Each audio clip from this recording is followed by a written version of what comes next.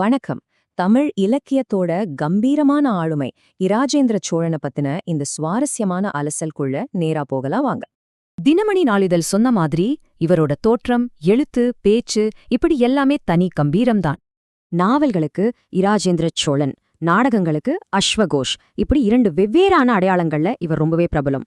1945 பிறந்த இவர் 21 வருஷ ஆசிரியர் பணியை விட்டுட்டு முழு நேரமா எழுத்துக்காகவே தன்னை அர்ப்பணிச்சுக்கிட்டார்.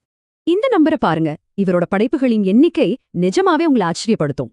சரியா 79 சிறுகதைகள், அது மட்டுமில்லாம நாவல்கள், நாடகங்கள், கட்டுரைகள்னு ஒரு மிகப்பெரிய பன்முக படைப்பாளி இவர்.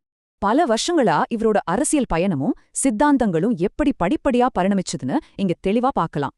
அரசியல்ல பல மாற்றங்கள் இருந்தாலும் விளிம்புநிலை மக்களோட வாழ்க்கைய மட்டும்தான் இவர் தொடர்ந்து தன்னோட எழுத்துல பதிவு செஞ்சார். இப்போ ஒரு முக்கியமான கேள்வி வருது. இலக்கியத்தோட உண்மையான நோக்கம்தான் என்ன?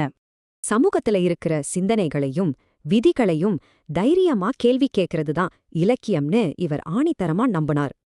எழுத்தாளன் ஒரு நீதிபதி கிடையாது, வாசகர்கள் அவங்களாவே சிந்திக்க தூண்டுறதுதான் ஒரு படைப்பாளியோட உண்மையான வேலை. ஒரு சிறுகதை எப்படி இருக்கணும் தெரியுமா? அழுத்தப்பட்ட ஸ்பிரிங் மாதிரியோ இல்லனா விடுபட்ட அம்பு மாதிரியோ இருக்கணுமாம். கதை சட்டுன்னு இலக்கை நோக்கி பாஞ்சு வாசகர்கள் மனசுல ஒரு ரொம்ப வலுவான தாக்கத்தை ஏற்படுத்தணும். சரி, எழுத்தாளனோட மொழிக்கும் வாசகர்களுக்கும் நடுவுல இருக்கிற உறவை அவர் எப்படி பார்த்தாருன்னு நீங்க நினைக்கிறீங்க? மொழிய தேவையில்லாம சிக்கலாக்க கூடாது, அந்த எழுத்தின் வழியா வாசகர்கள் அவங்களோட புரிதலை வளர்த்துக்கணும்னு நினைச்சார்.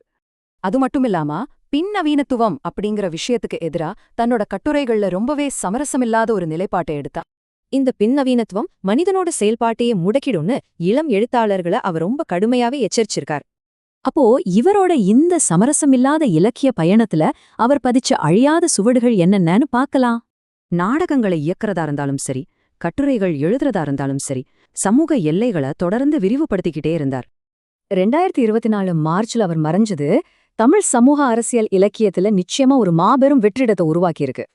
அவர் ஏத்தி வச்ச இந்த சமூக அக்கறையுள்ள இலக்கிய ஒளிய வருங்கால தலைமுறையான நாம எப்படி முன்னெடுத்துச் செல்ல போறோம்?